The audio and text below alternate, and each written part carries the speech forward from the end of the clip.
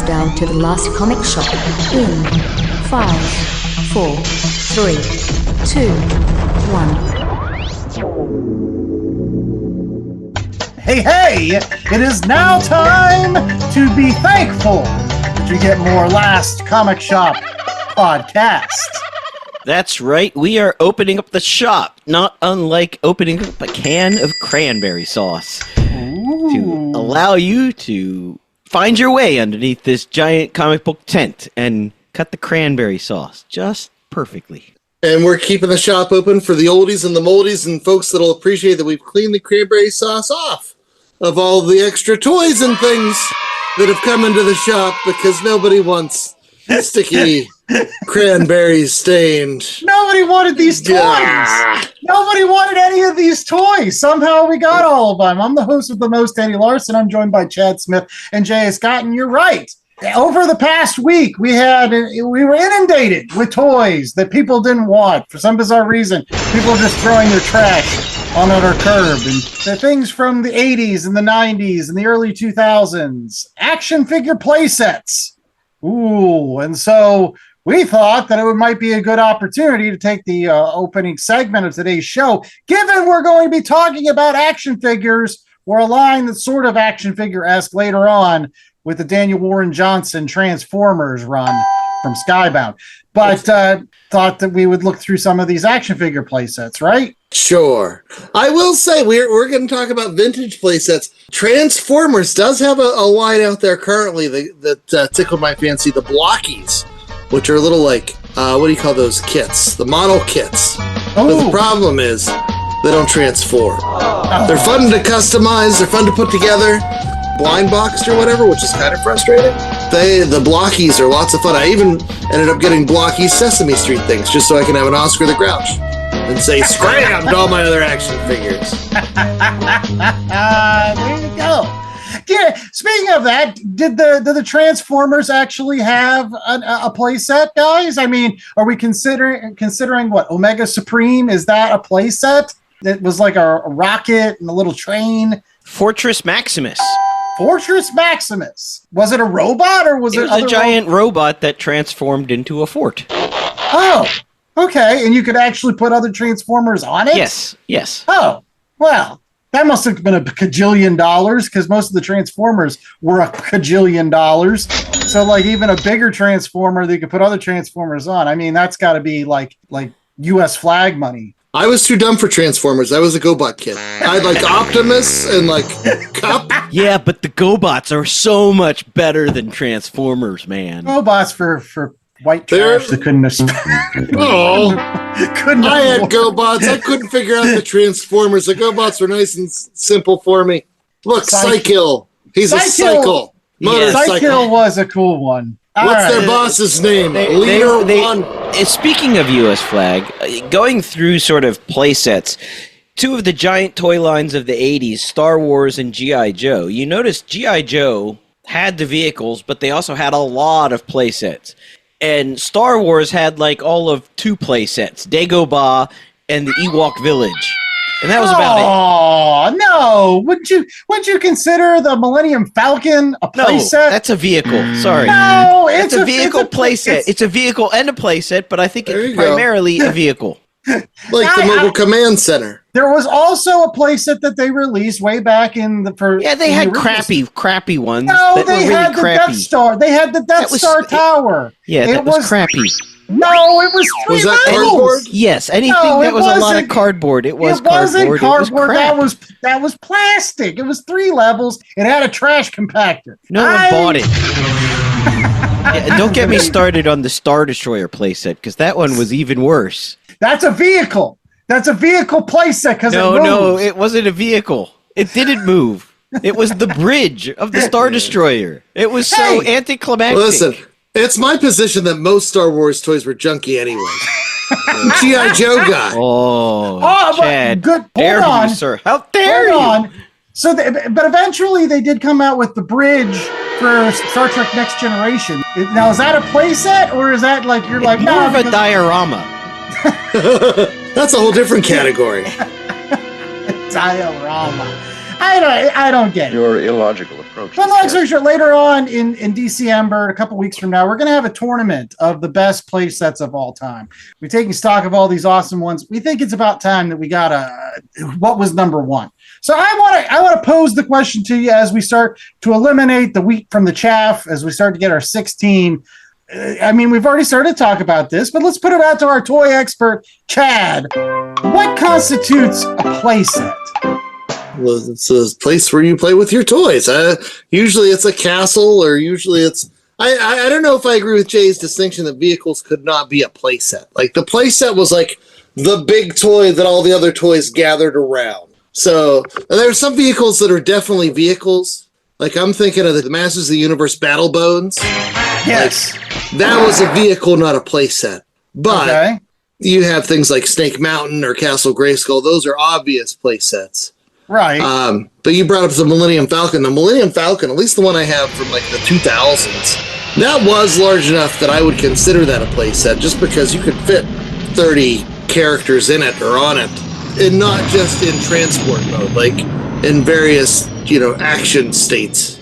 We also just talked about the U.S. flag. That's a vehicle, but I don't know anybody in the entire world that would not consider that one of the definitive G.I. Joe play sets. Yeah, because that's a play set. It can't move. It's meant to be a ship, and ships move, but it itself does not move. You're stuck on the fact that you could pick the Millennium Falcon up and fly it around. Yes. That made it a vehicle. So, like, Correct. If you had Castle Grayskull, and even though I could carry it, it had a carrying thing. I couldn't swing it around. But it doesn't move. Put in place. It's a castle. What if Skeletor flung it with his magic? Flung it over the countryside. No, I get it. But my question too is, we immediately started thinking of the 80s and 90s when we think of play sets, but there are a lot of play sets that came out recently that would we consider them play sets or not? Like the Beyblades Arena. I love Beyblades. Is the arena a play set? The little cheapo Bagito plastic, thin plastic. Heck yeah! It's the arena. That's where all the violence happens. All right. Another good question. Nicole, who has been on the show very often, has said, are you including the Barbie Dream House? Or are we going to be completely no, because it wasn't action figures, it was dolls. Yes. That's where action figure play sets come from, is the doll house. Yeah, you've got Barbie, you've got My Little Pony's Dream Castle. There's a whole bunch of them. They could almost be their own section in the tournament of champions. Did they make a She-Ra Castle? What was the She-Ra Castle? The Crystal Castle. That was a legit play set too. So what about Strawberry Shortcake? Did she just live in an Easy Bake Oven, or what was her thing? Move over, you're too close to the light bulb. You're gonna get burned. In 1981, there was a Love Boat play set. Goodness. The Love Boat. Really, with Ted the bartender and things like that. Captain Stubing, you could get action figures for these guys. Yes. I don't know about this. I don't know. I think you're fibbing. I'm not. I think it's just a redo of the Glam Gals Ocean Queen. Your sister had Glamour Gals, 3 3/4 inch Barbies. It was over 2 feet long. It was 90 pieces. Wow. It came before the flag, so you could say it's the precursor to the large naval playsets. I kind of sort of want to now see this up against the flag. It's going to be coming into dock. It's going to win. It's like a dark horse. Come on. Yeah, but nobody I knew had the Love Boat. Actually, nobody I knew had the flag. That's true. I didn't know anybody that had the flag. That was over $200 some. The place where I got my hair cut, the hairdresser ran it out of a shop in her basement. So next to the hairdressing shop was the kids' play area. So the flag was set up in there. When my mom was getting her hair cut, I got to play with the flag. Oh, look at sweet Jesus! I just googled this Love Boat. Wow. He now needs to have one. He's where has this been my entire life? I can have all my G.I. Joes sashay across the Lido deck. Let's start talking about some of the other obscure ones. J.A. found a whole list. Throw out some obscure ones, and Chad and I will tell you whether we've actually heard of them or not. The Magic Talk Smurf Village. Ooh, I think I've heard of that one. I had at least a couple of the Toadstools. I remember those figures. We still have one up in our bathroom, brushing his teeth. Pearly White Smurf. In 1982, on the back of the hit movie, you had the Annie Mansion. Ooh! Googling that. Put next to his love boat can come up to the mansion. Start dropping Daddy Warbucks off. And in 1983, A-Team released the Command Center. And if it didn't come with a bunch of acetylene torches and a montage, I don't know. Oh, man. I did have the A-Team van and some A-Team figures. There was a Christmas in which they went on sale at Kmart. So my mom picked them all up. And she's like, these will be good with your G.I. Joes. And they were. They were. They had like the same articulation as the G.I. Joes. They were just... I love it when a van comes together. Chalk this one maybe up in the, did we really need a playset? Because these things are awesome as they are. And then they come together to make a robot? But the Voltron Castle of Lions. Oh. So, okay. Here's the kicker on that one. That one was like a smaller scale.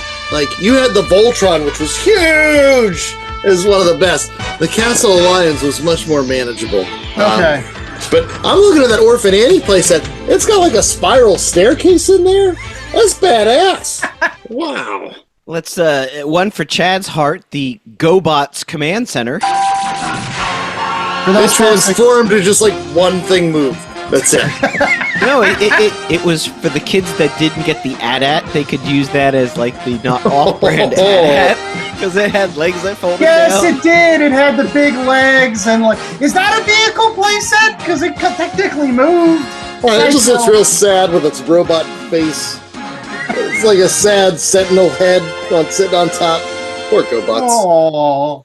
And then you had Thundercats release 2 playsets in 1986, the Electronic Cats Lair Yes. and Mumra's Tomb Fortress.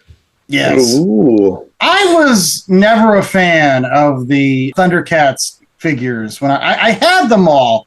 I mean, He-Man didn't have a lot of articulation either, but I feel like it had at least a little bit more than the Thundercats figures. They were really blocky, like, and everything seemed huge. Not good, yo. I mean, I might catch some flack for that. No. That was one of the first times I experienced toy lines in different scales. Because, like, you had, like, how big were the Thundercats guys? Were they were a little taller than He-Man guys, right? Yes, they were. But then I got the, I did have the old Cat's Lair, but that was for, like, little teeny tiny guys. The big guys weren't going to fit in there. And then going through this list, there's like way too many Karate Kid themed playsets. Oh man, how many dojos do you need? Yeah. So I'm just going to go with probably the best, which was Sato's Cannery from Karate Kid Part 2, where he does that swinging thing and the blade comes down and you've got to do your karate moves so that the blade doesn't cut you in half. So it wasn't even a dojo, it was a cannery? Well, that was the best of the playsets. I mean, there was a dojo playset. There was a training center and attack alley playset. Ooh, get jumped in the old attack alley. There was one that was just called the Breakaway Challenge playset, which is essentially like the karate, okay, break this board in half. Oh, please tell me it was just the car from Street Fighter 2. Maybe you'd punch a garbage can and a chicken would fall out. There you go. I will say this. Some of those toys that seemed very simple were actually some of the best. I mean, I'm thinking about the wrestling ring, right? You talk about violence. Oh my goodness. Keep in mind, the wrestlers were like hard rubber wrestlers. They were probably a good 8 inches tall and solid like a brick. The ropes on that. Those ropes were so taut, you could pull things back and launch them like 10 feet in the air. If your buddy's not paying attention and you're coming off the ropes, bam, they're not even going to lose an eye. They're getting knocked out. They're going to be comatose. You're going to have to wake them up in the hospital 3 weeks later. Oh, man. Was there Fling 'em wrestling ring? Yeah, that was. And there was the muscle one, MUS. Oh, for the little muscle guys. Yeah. Oh, those the little muscles. tiny. They weren't even painted. Did they have a Battle Beast one? Battle Beasts were best. From Farmore, you get like 2 in a pack. Oh, I love them. Love those figures. So now, did Mad Balls ever get a playset? I want a Mad Balls playset. Well, one last question I had, before we go to commercial break, because we could spend all day talking about this. But Is the days of the action figure playset, is it gone? Are the days of action figures gone? My 13-year-old son, now I know he's at that age where he's like, Dad, nobody plays with action figures anymore. Is it gone? Like, do we not have these kind of toys as much with all the reels and the VR headsets and all that jazz? Like, is it gone the way of the dodo? No, I just think it's different. Every generation has their Nerf Batarang. Every generation has their action figure or play set or whatever that they latch onto. So to say it's gone, I think we go through this every 10 years or so. Toys aren't the same anymore. Toys are just made for adults. The toys that kids play with are different than the toys that adults play with. Adults tend to buy the toys that remind them of their childhood, the nostalgia bait.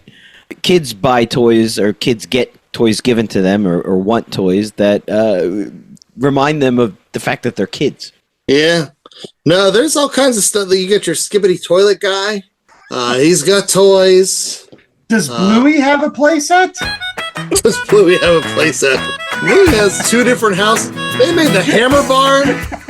See? They still exist. Between the Pup Tower and the Hammer Barn. You could get Peppa Pig's house. There were Fortnite toys for a while. They were cheap and awesome. Those were the best. Yeah, those were the best 4-inch toys on the market, man. So, and Hasbro's making a push. Here's how Hasbro's bringing 3.75 figures back.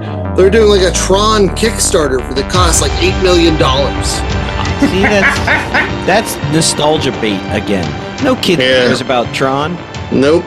Stupid Jared Leto movie. That's true. That's true. But we got to get to commercial break. Make sure that you're tuning in a couple weeks from now. DC Emmerich, we are going to have a tournament of the best action figure play sets of all time. Castle Grayskull, Barbie's Dream House, Bluey's Hammer Barn. Will the Millennium Falcon be among those called? Not a play set, it's a vehicle. Barbie's Dream House. I know. Listen, man, my He-Man spent some time out back Barbie's Dream House in the pool. We'll be right back with the Transformers 6 issues from Daniel Warren Johnson. Stay tuned. Moss Man could be pretty like a garden feature in Barbie's Dream House. There you go. You just don't want to see those hairy underpants after they get all wet. Hey, it's Mikey Wood, frequent Last Comic Shop guest and collector. And as a collector, I'm always in need of boards, bags, long boxes, and more to house all those comics. That's why I use promo code LCSPOD to get 10% off my orders at bcwsupplies.com. Not only does it get me a discount on BCW's already low prices, but I know using LCSPOD at checkout is another way I can show my support to the Last Comic Shop podcast in their continuing mission to bring fans together under that big comic book tent. So if you're in need of comic book supplies, head out to bcwsupplies.com and use promo code LCSPOD today. That's LCSPOD.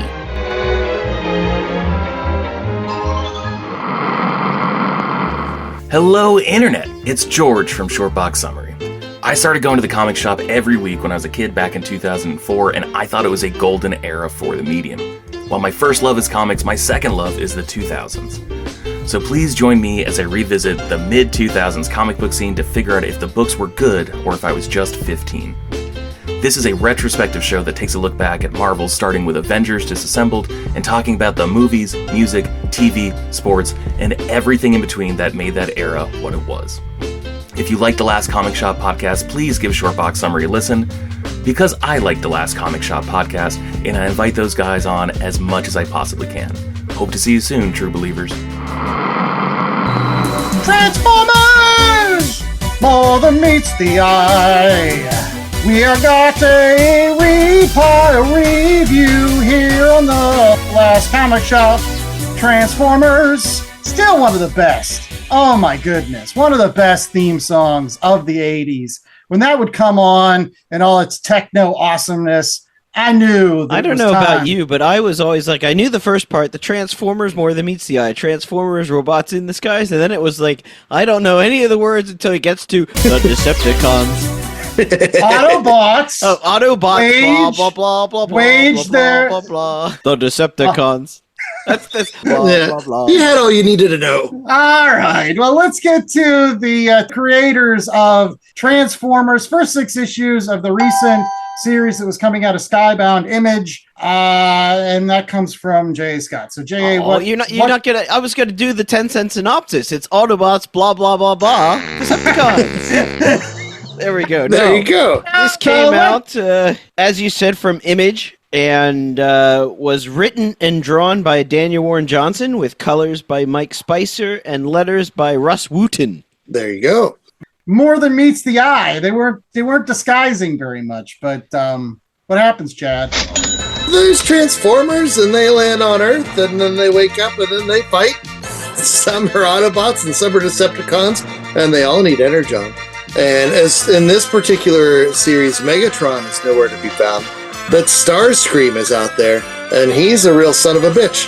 And he's just out there squishing humans, and he squishes Duke's buddy, and then Duke ends up going crazy and heading out the G.I. Joe book, but we don't see that until later. We meet Spike, because Spike's dad ends up serving a big role in this story. But it is basically the war of Autobots and Decepticons starts playing on Earth, and all these humans are caught in the middle, and Daniel Warren Johnson treats all the Autobots and Decepticons like they are not only robots, but also professional wrestlers, and it's real badass. And at one point, Optimus Prime loses his arm, and then at another point, Optimus Prime... About that, when he loses his arm, how does he reform into the cab? Because isn't that arm like the side section of the cab? I don't remember much. I didn't have Optimus Prime. I couldn't afford him growing up, but I'm pretty sure that the arm was like the side of the... Yeah, there's a little part in here that's missing when he transforms. No, That's not but he's little missing a part. whole arm. Listen, the bigger issue is later on when he attaches a Megatron arm, because Megatron transforms into that teeny tiny little gun. So whenever Optimus Prime turns into his semi truck, what I never got with the Megatron gun is that the when he's in robot mode, his cannon, it's the gun sight. So when he's in gun mode, that's just a sight. That's something you look through. But when you're in robot mode, it's a giant arm cannon. That makes no sense. No, it doesn't. I never understood where all the mass got displaced when Megatron turned into the tiny gun. It breaks all kinds of physics, and it doesn't make a lick of sense. But it was cool until they made him into a big tank.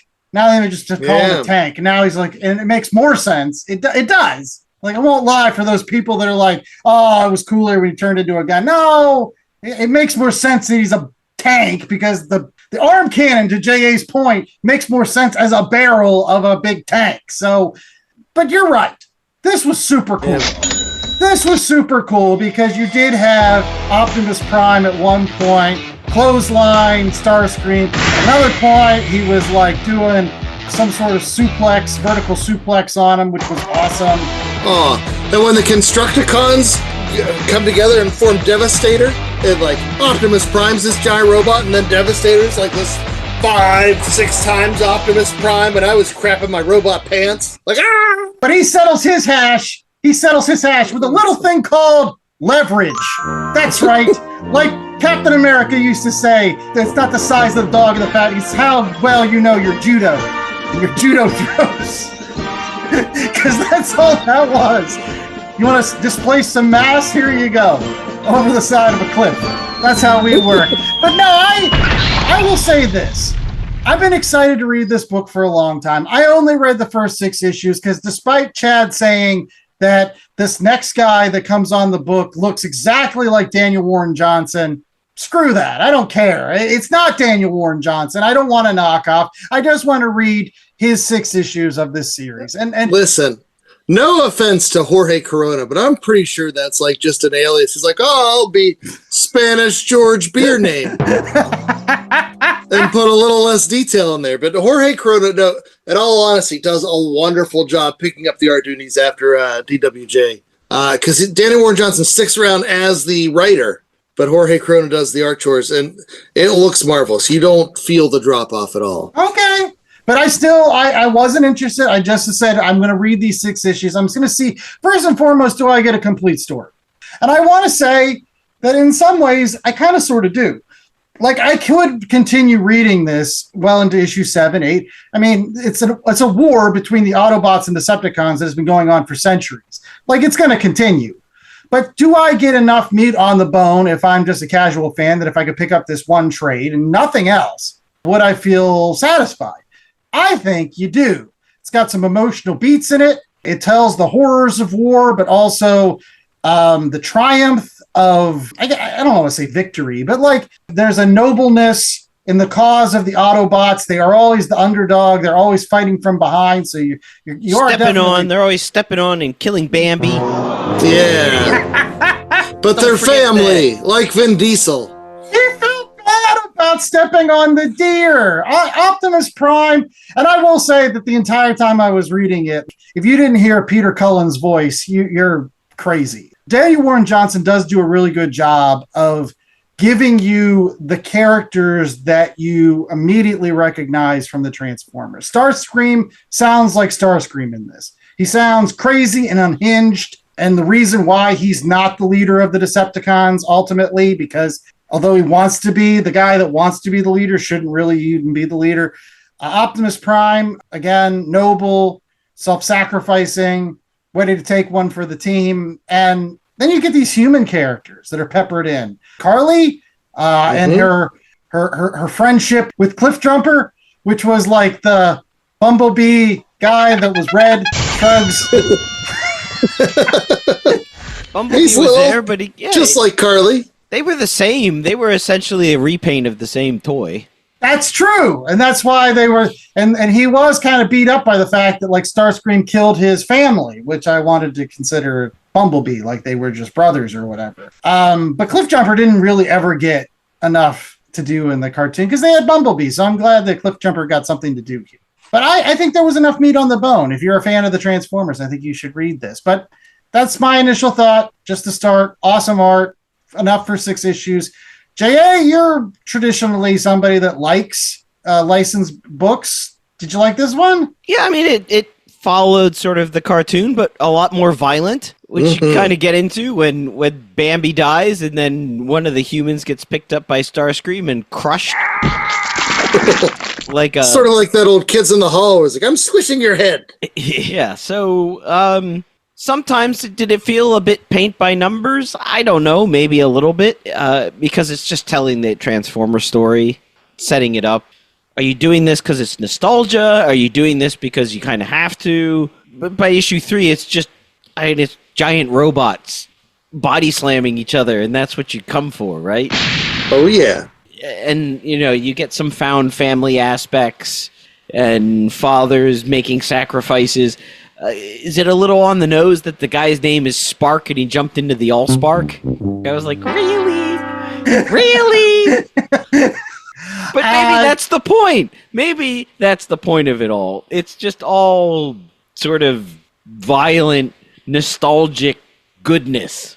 And gritty. Lots of grit. I mean, Daniel Warren Johnson's art is gritty, if anything else. Oh, yeah. You can hear the sounds from the old cartoon as you're reading this book. You can hear the whatever that noise was when robots are transforming.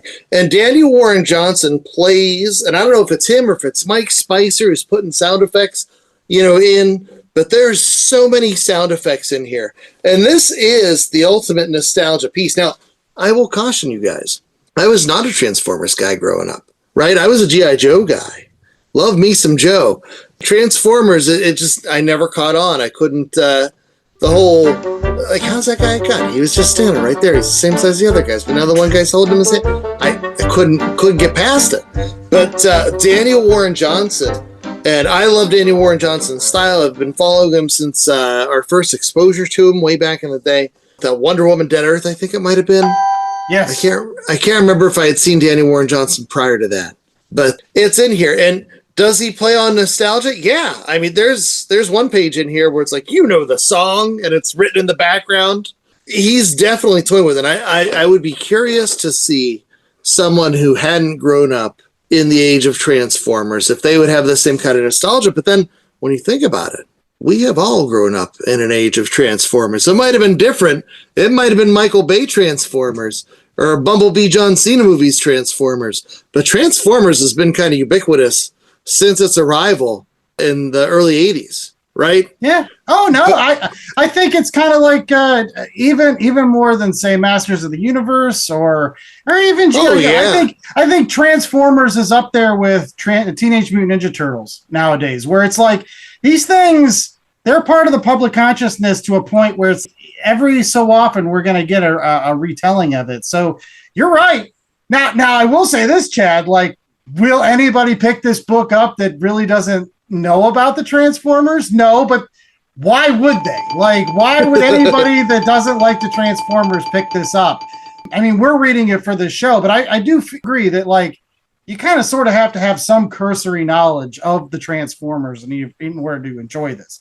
But that's the target audience, is people that know about... I would say that, or you have to know about Danny Warren Johnson, right? Because either one, in forms of, in the comic book format, like, I feel like either one could potentially bring people to the yard.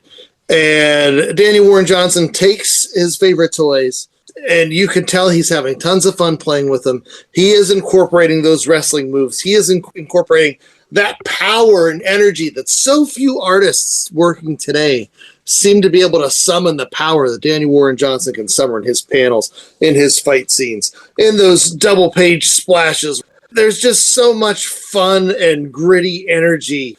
Optimus Prime is rolling out, or, whenever you have cars and trucks just appearing out of nowhere and slamming into another robot like that, it's great. And then, too, you get all the depravity of Starscream. And, like, one of my favorite, like, cruelest things, not since that movie Memento, where the lady from The Matrix was like, listen, guy who can't make long-term memories, I'm going to do all this evil stuff. And there's nothing you could do about it, because you know why? I took all your pens. Not since then have I seen anything as cruel as what they do with Skywarp.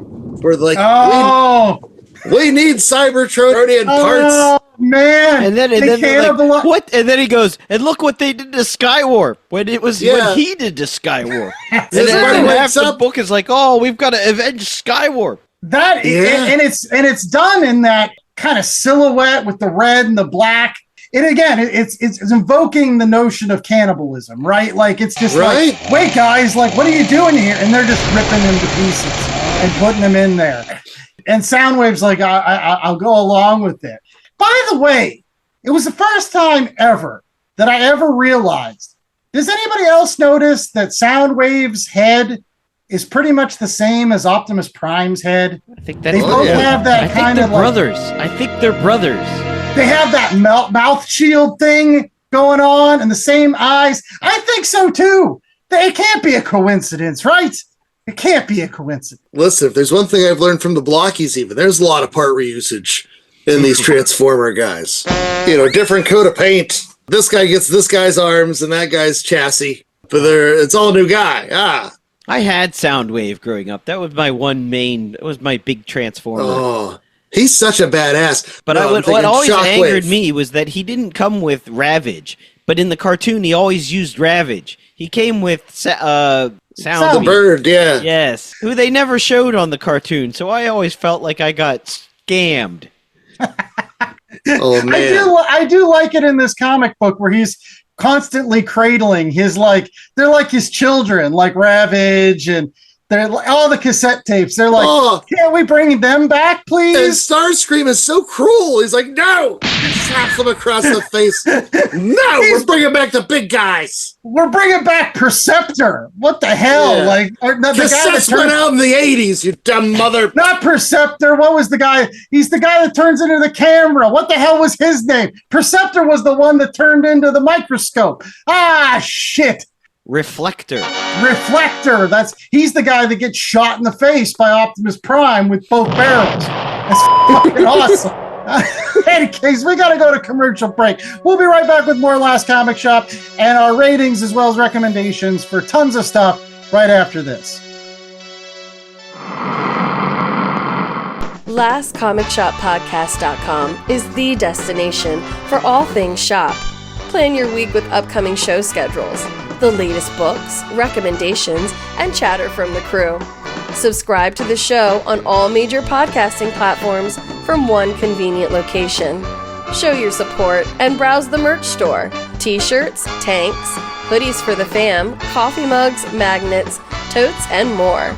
Check out exclusive content through the show's YouTube channel and follow the pod on Instagram, Blue Sky, Threads, and others. All this and so much more at www.lastcomicshoppodcast.com. www.lastcomicshoppodcast.com. Hello, friends. Do you like the 80s and Transformers? We are the Autopod Decepticast, and we started our podcast doing a minute-by-minute breakdown of the 1986 classic animated feature, Transformers the Movie. We've since moved on to an episode-by-episode review of the G1 series and just started Season 3. We have over 180 episodes, so if you're just discovering our show, there's plenty of gold to stuff into your ears, and it is very funny and fantastic. I'm not biased. We are on every podcast aggregator you could possibly stomach: Apple Podcasts, Stitcher, Spotify, Google Play, and our web presence is autopoddecepticast.com. We are at APodDcast on Twitter and all of the things. Autopod Decepticast, friends, for all your animated Transformer needs. Autobots wage their battle to destroy the evil forces of the Decepticons. See, it's not blah, blah, blah. We're back It before is the blah, last blah. comic shop. No, I just sang it. And I'm not going to remember it. All I'm going to remember is Autobots. Ba, ba, ba, ba, ba, ba. All right. Well, can you remember to give us a 1 out of 4 scale for this week's episode all about the Transformers? What do we got this week? Well, they mentioned it, but they never showed it. It was always a big thing in the cartoon series, and that's Energon cubes. Oh, yes. The delicious Energon. I love how they would used to go like walk up to a power plant and like Soundwave would create like the blocks, and they would be like empty blocks, and then they would just like put like a live wire in there, and somehow it was like filling with pink energy. I'm like, what the hell is this? How does this work? But I guess None of it made sense. Any case, well, let's start with you, Chad. This was your pick this week. This could be a year of Chad pick. I don't know. Well, so here's the thing. I love this so much. Like, it's just so much fun. Like I said, I was a G.I. Joe guy, like, forever. I read this book first because of the Daniel Warren Johnson energy, because of the Daniel Warren Johnson fun. And even after Daniel Warren Johnson was just writing, I read the rest of the 24 issues, and it keeps pace all the way through. And it is the never-ending war between Autobots and Decepticons. I don't want to spoil too many things. You also have the intermingling of the G.I. Joe and Mask universes and all this other stuff. And then we didn't even start to avoid rivals. All that stuff is, there's interplay amongst all these different things. You have all those other things going on. But is this a satisfying meal? And I feel like you have to take this series in like 6-issue chunks to get that satisfied feeling. I still don't know if it's perfect, but I feel like that might be more on me and just not caring about Transformers. Like, like Soundwave and Shockwave, like I always forget which one is which. And it's like, I like the one from the cover where like Transformers are all dead. Like that one's great. But it's tough for me to care about these robots, and as J.A. had alluded to, like, it is a little bit cliche, where it's always the quest for Energon this, Energon that. So, did I love it? Yes, I did. Do I love it enough to give it a 4? I don't know that I do. So I'm going to say a 3.75. I highly recommend it. It was tons of fun. It gave me that Daniel Warren Johnson fix. Optimus Prime running around with Megatron's arm. It's the baddest ass thing I'd seen in a long time. But it's not Shakespeare. Like, once I stop talking about this, I'll probably forget about it.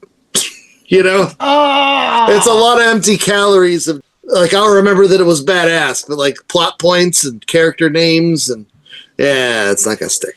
It's a lot of empty calories, but it's like sushi because it's got a lot of metal in it. I couldn't disagree more, Chad. I'm going to give this a 4 Energon cubes. I had a blast from beginning to end. Now, and I'm not the biggest Transformers guy. I was a Masters of the Universe guy. That was my toy franchise. But I did dabble with the Transformers just like I dabbled with G.I. Joe. And over the course of the last couple of years, decades even, I will say that I lean more towards Transformers for my fix than, say, G.I. Joe. So I was really happy to have a Transformers story that, sure, is kind of like a greatest hits. Like, again, they're giving me a lot of the characters that I know, Optimus Prime and Starscream, but they're peppering in some ones that I was really hoping we would get, like RC. One of my favorite Transformers shows up there. Cliffjumper, again, gets stuff to do. Jazz is there. They even give you, again, Reflector until he gets blown to shit. That was still awesome because nobody cared about that camera guy, and I don't know why they brought him back. They need to take pictures. I don't get it. But it starts and ends with the Daniel Warren Johnson art, and that's why I only read the 6 issues, because I needed to feel that power that I felt when I originally read Wonder Woman Dead Earth, and I saw Wonder Woman beat the shit out of somebody with the spine and the skull of Superman. Like, I still think using that as a whip, like, that was the best. Daniel Warren Johnson does have this innate ability to make things super cool, kinetic, full of energy, and does tug at the heartstrings. I will say, when Sparky walked into the All-Spark to give Optimus Prime another chance to lead the Autobots, I felt something. I felt it when Carly and Cliffjumper were talking about how their families were killed by Starscream and how Cliffjumper couldn't kill Starscream in the end because he's a good guy. And good guys don't kill the bad guys. Carly was ready to do it. Carly was yeah, man. Sometimes people just need to die. Like Bambi's mom. Well, let's get to J.A. I said this is a full 4. If you like Transformers, you're going to love this. But J.A., do you agree with me? Or are you giving it lower like Chad? It's a 3.5 for me. It's great for what it is.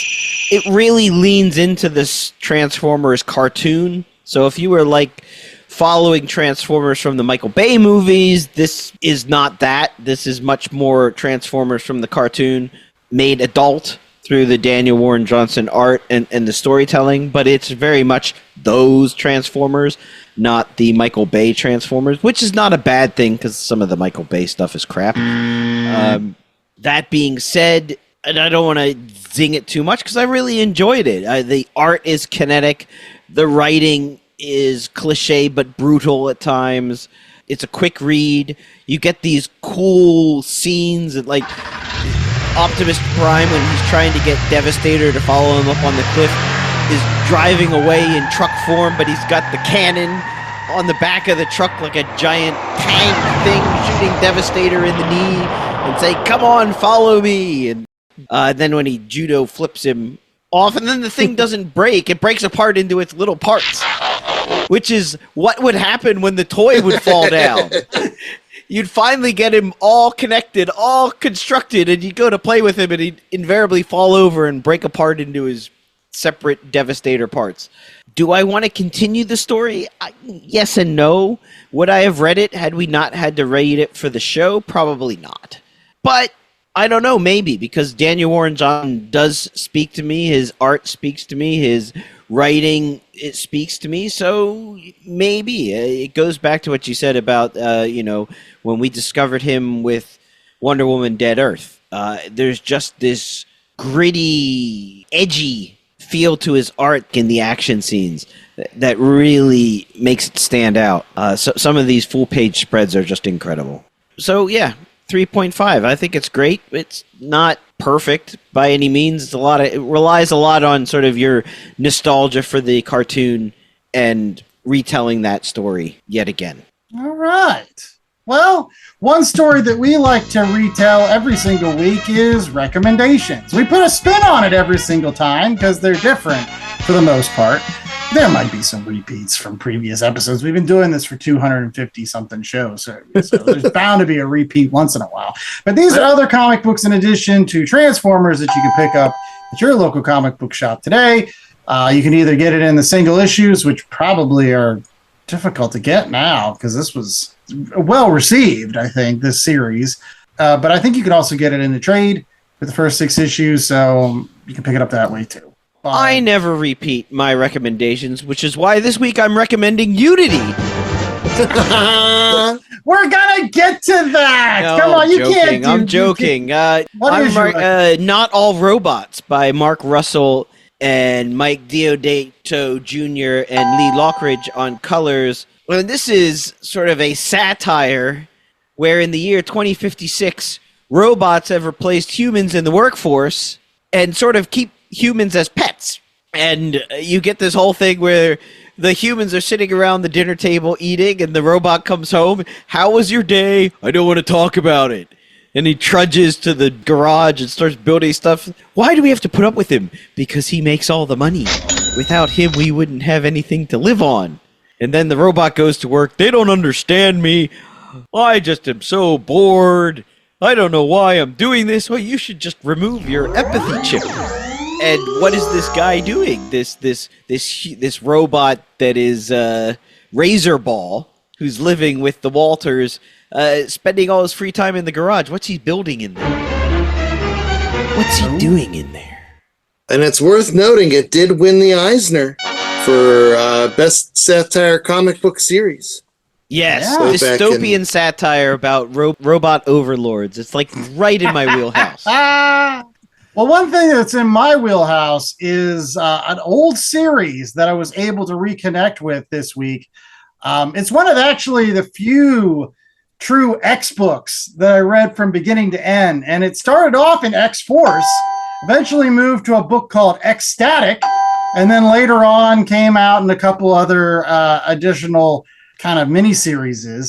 The one that I'm going to be talking about today is X-Static Dead Girl, which was the follow-up of the X-Static series. For those people that don't know about X-Static, it was written by Peter Milligan with Mike Allred on art, and kind of came in around the early 2000s when they were trying to shake up the X titles, right? They were trying to do some different things. So they hired Peter Milligan, who wrote Shade the Changing Man over at Vertigo, kind of started making the X-Force into like kind of like reality stars. And I don't know, but long story short, it was a really great series.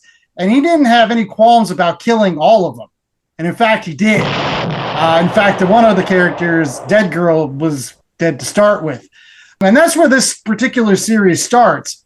And the reason why I thought it was perfect to talk about with this Transformers series is because Peter Milligan, with this Dead Girl 5-issue miniseries, was talking about death in comics and how death in comics is really, really weird in the fact that if you really are popular enough, you don't stay dead for very long. In fact, there's a little poke at this about Colossus and how Colossus died. And I didn't even know Colossus died.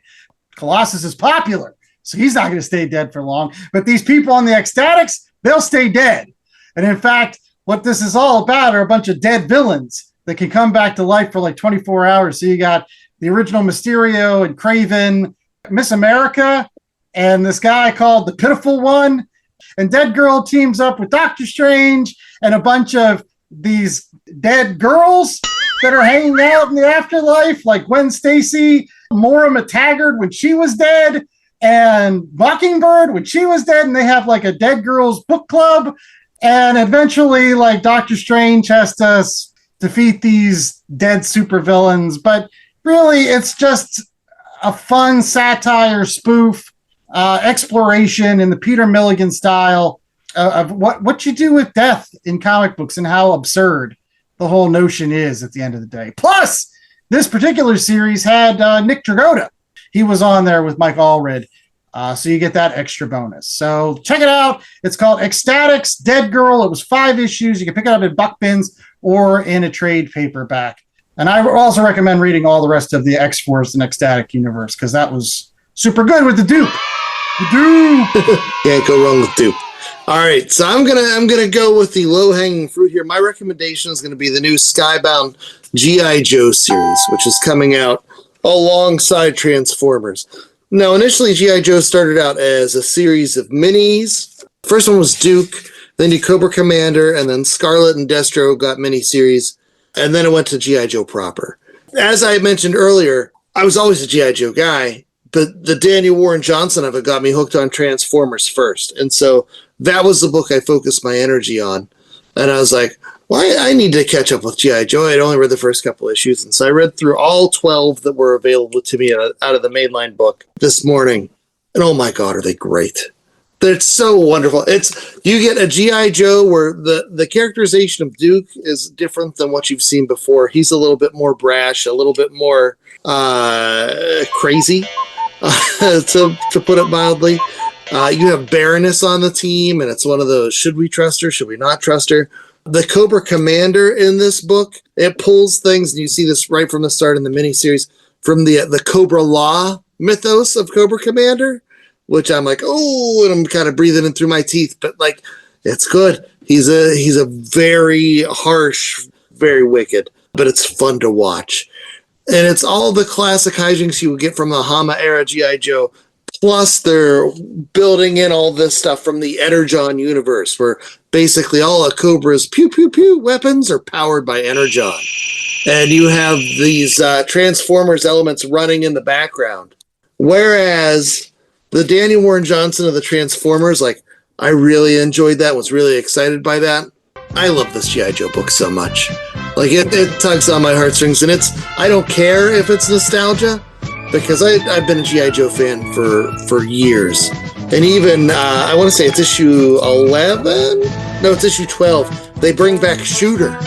So Eagle Eye Joe fans might know way back at G.I. Joe #1 from Larry Hama's Marvel run, there was a file card for Shooter in that book, right? And it was meant to be an homage for Jim Shooter, the editor-in-chief of Marvel. Fast forward 35, 40 years later, whatever, they took Shooter and made Shooter into a brand new character. They like retroactively made her, a sniper that had been working for G.I. Joe all along. It might have been the IDW run, but whatever.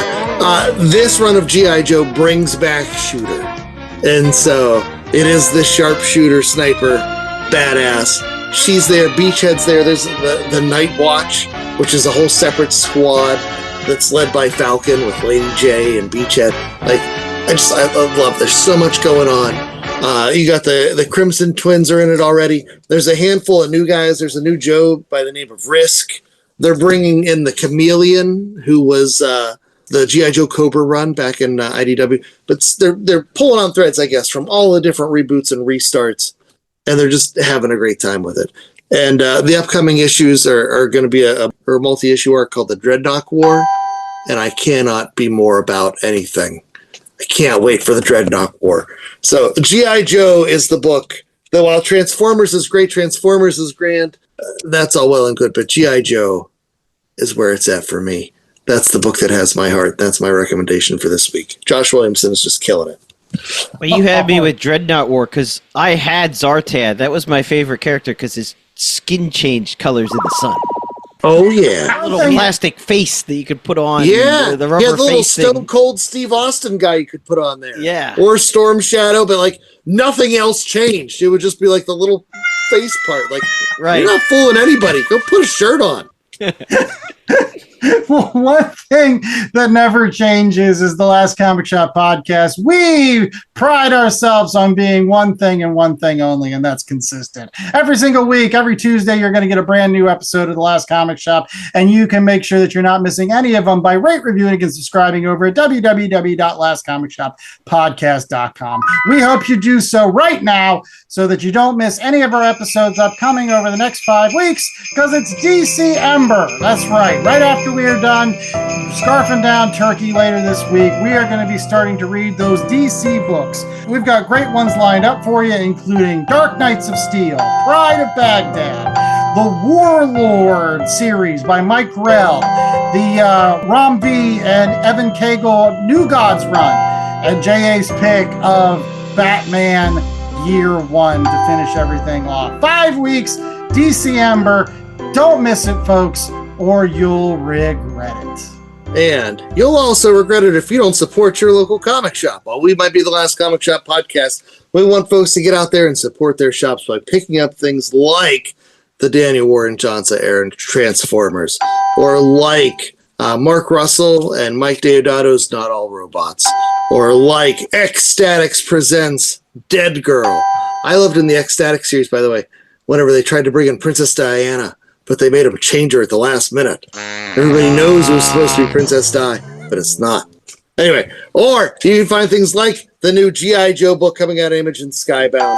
It's Josh Williamson and Tom Riley in the first arc, Josh Williamson and Andrea Milana in the second arc, and it's just tons of fun. But all that and more waits for you at your local comic shop. Check them out today. And then swing back to www.lastcomicshoppodcast.com, where you can find links to our socials. You can find links to past episodes, and you can find links to our merch store. Mr. J.A., what energizing article do we have this week on our merch store? We always have tote bags, hats, t-shirts, coffee mugs for the comic book collector in your life. And this week, a special on all shirts come with an arm cannon. That's right. One giant gun sight arm cannon. I'm talking about these guns.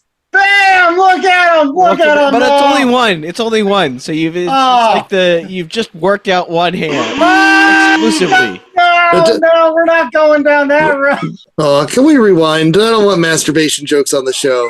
Get in a muscle tee. Maybe the muscle tee will have. That one already comes with the guns. They're pre-built. One thing that's also pre-built, well, not really, are some of the comic book boxes that you can get from BCW Supplies. And you make sure that you're using our promo code LCSPOD to save yourself 10% off your order over at that tremendous place, bcwsupplies.com. You can get your bags, your boards, your long boxes, your short boxes, your boxes made of plastic, those things you can hang on the wall made of plastic. You can get your card things, collectibles with eyes, all kinds of stuff over at bcwsupplies.com. 10% LCSPOD every day, all the days. Use it. So if you want the bags where you have to put the tape on, one single piece in the middle, or the self-sealing ones like Chad likes. Oh, those are the best. All available. Grip it and rip it, baby. And one thing that's going to be available is more Last Comic Shop, so come back. Until then, I'm the host of the most, Eddie Larson. I'm joined by Chad Smith and J.A. Scott. And we hope that you stay safe. Stay shopping! That's right, Black Friday is right around the corner. Get out to your local comic book shop. Show them some love, and while you're doing it, make sure you're kind. Those folks are working on your day off. Try to make some money, get in the black. That's why they call it Black Friday. But yeah, you're burying the lead talking about all this Thanksgiving stuff. What about Cybertron Monday? Oh, blah, blah, blah, blah, blah. Nobody blah, blah, blah is that part of the song. Everyone knows more than meets the eye.